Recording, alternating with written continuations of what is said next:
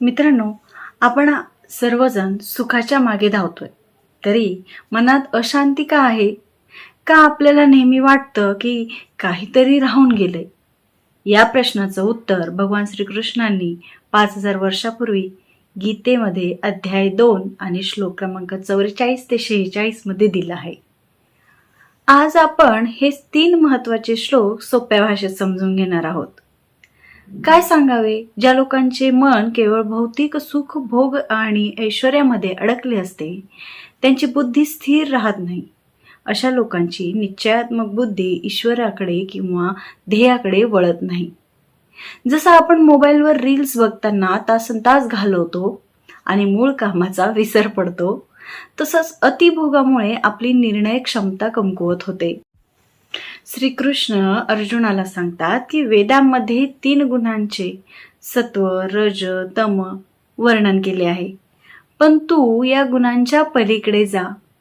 ज्याप्रमाणे सर्व बाजूंनी पाणी भरलेले असते, मोठा जलाशय असेल तर छोट्या विहिरींची काय गरज उरत नाही. त्याचप्रमाणे ज्याला आत्मज्ञान झाले आहे त्यांच्यासाठी वेदांमधील कर्मकांडांचे महत्त्व मर्यादित राहते. थोडक्यात सांगायचं तर श्रीकृष्ण आपल्याला गोष्टींचा त्याग करायला सांगत नाहीत, तर त्या गोष्टींमधील अडकून पडणं सोडायला सांगत आहेत. म्हणून यातील जर कोणता विचार तुम्हाला जास्त भावला असेल तर कमेंटमध्ये नक्की सांगा. नमस्कार, मी तुम्हाला ऐकवत आहे भगवद्गीता. भगवद्गीतेतील अध्याय 2 सांख्ययोग, श्लोक क्रमांक 44. भोगेश्वर्य प्रसक्तानां तयापहत चेतसां व्यवसायात्मिका बुद्धीहि समाधो न विधेयते. अर्थ,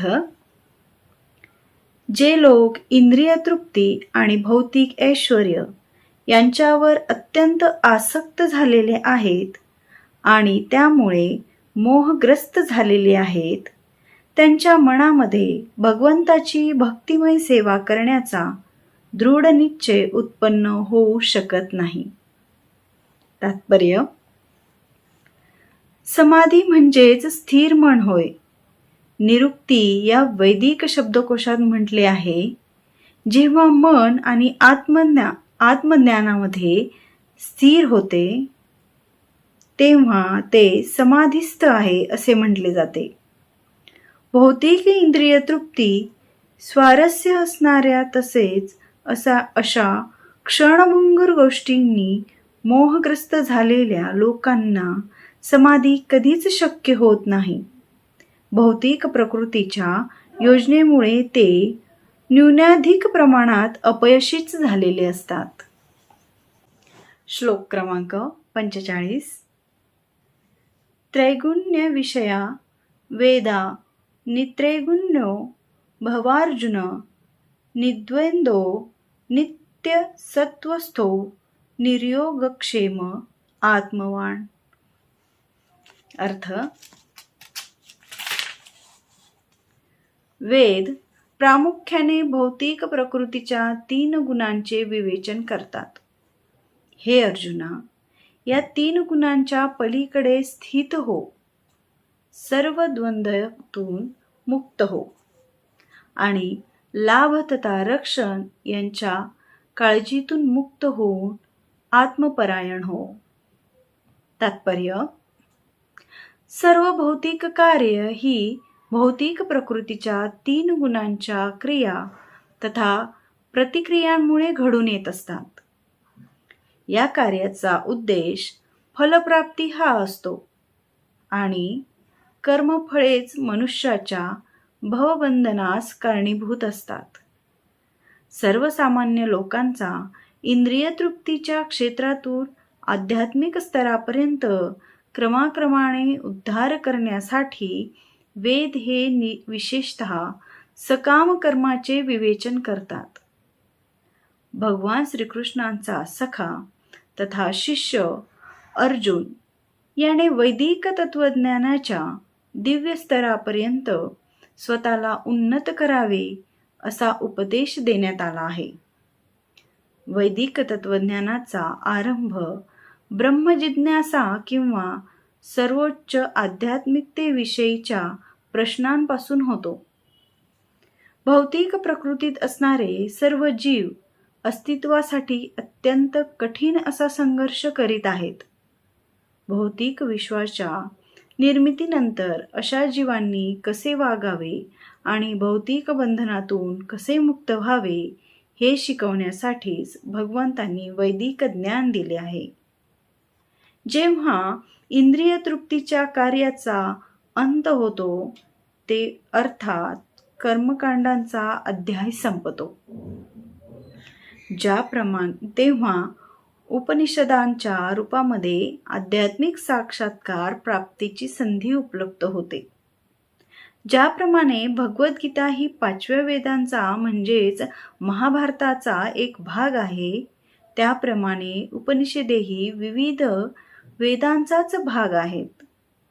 उपनिषदांपासून आध्यात्मिक जीवनाचा प्रारंभ होतो. भौतिक शरीराचे अस्तित्व असेपर्यंतच भौतिक गुणांच्या क्रिया आणि प्रतिक्रिया घडत असतात. मनुष्याने सुख आणि दुःख किंवा शीत किंवा उष्ण इत्यादी द्वंद्वातून सहनशील होण्यास शिकले पाहिजे आणि अशा द्वंद्वांना सहन करून लाभ आणि हानी यांच्या काळजीतून मुक्त झाले पाहिजे. मनुष्य पूर्णतः श्रीकृष्णांच्या इच्छेवर अवलंबून राहून पूर्णपणे कृष्ण भावनाभवित होतो तेव्हा तो या दिव्य आध्यात्मिक स्तराची प्राप्ती करत असतो. श्लोक क्रमांक 46. यावानर्थ उदपाणे सर्वत संप्लुतोदके तावान सर्वेषु वेदेषु ब्राह्मणस्य विजानतः. अर्थ: लहान विहिरीद्वारे होऊ शकणारी सर्व कार्ये मोठ्या जलाशयाकडून त्वरित होऊ शकतात. त्याचप्रमाणे ज्या ज्ञानी मनुष्याला वेदांमागचा हेतू माहीत आहे त्याला वेदांशी संबंधित असलेली सर्व कार्ये सहजपणे प्राप्त होतात. तात्पर्य: वैदिक वाङ्मयाच्या कर्मकांड विभागामध्ये वर्णित धार्मिक विधी आणि यज्ञाचा उद्देश मनुष्याला आत्मसाक्षात्कारामध्ये यथावकाश प्रगती करण्यासाठी प्रोत्साहित करणे हा आहे. भगवद्गीतेमधील 15व्या अध्यायात आत्मसाक्षात्काराचे प्रयोजन स्पष्टपणे सांगण्यात आले आहे. वेद अध्ययनाचे प्रयोजन हे सर्व गोष्टींचे आदी कारण भगवान श्रीकृष्ण यांना जाणणे हे आहे.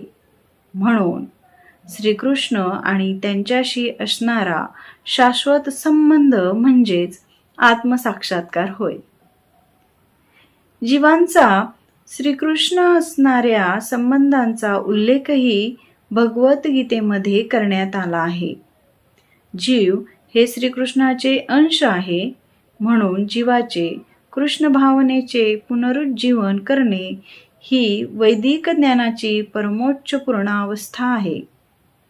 याची श्रीमद भागवतात पुढील प्रमाणे पुष्टी करण्यात आली आहे. हे भगवान, तुमच्या पवित्र नामाचे स्मरण करणारा मनुष्य जरी चांडाळाच्या नीच कुळात जन्मला असला तरी तो आत्मसाक्षात्काराच्या सर्वोच्च अवस्थेत स्थिर आहे. अशा मनुष्याने वैदिक विविधतांनुसार सर्व प्रकारचे ज्ञान आणि तप केले पाहिजे आणि सर्व तीर्थस्थळांमध्ये अनेक वेळा स्नान करून वेदांचे अध्ययनही केले पाहिजे. असा मनुष्य आर्यवंशीयांमध्ये सर्वोत्तम समजला जातो. यास्तव मनुष्याने केवळ कर्मकांडावर आसक्त न राहता वेदांचे प्रयोजन जाणण्या इतपत बुद्धिमान असणे आवश्यक आहे.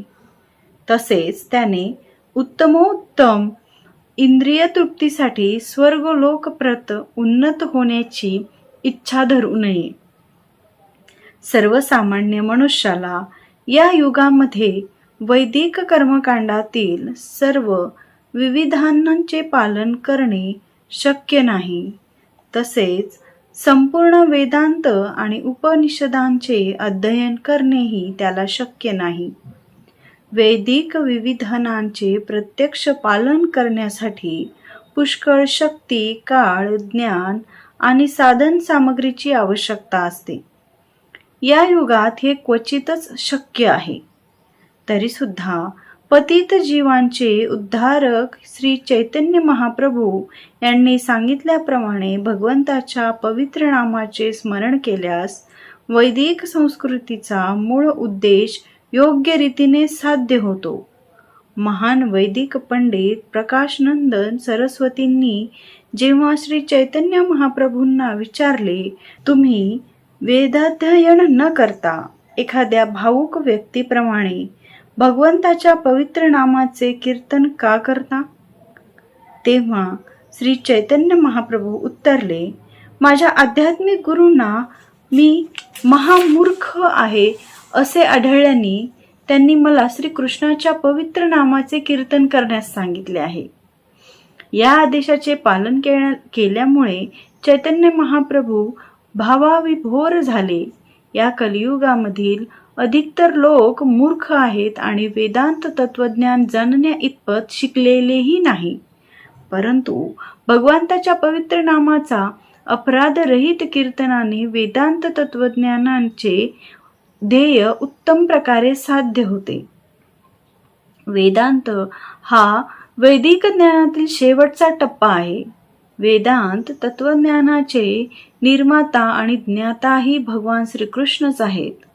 हरिनामाचे कीर्तन करण्यात रममाण होणारा मनुष्य सर्वश्रेष्ठ वेदांती महात्मा होय. हाच वेदांचा अंतिम उद्देश आहे.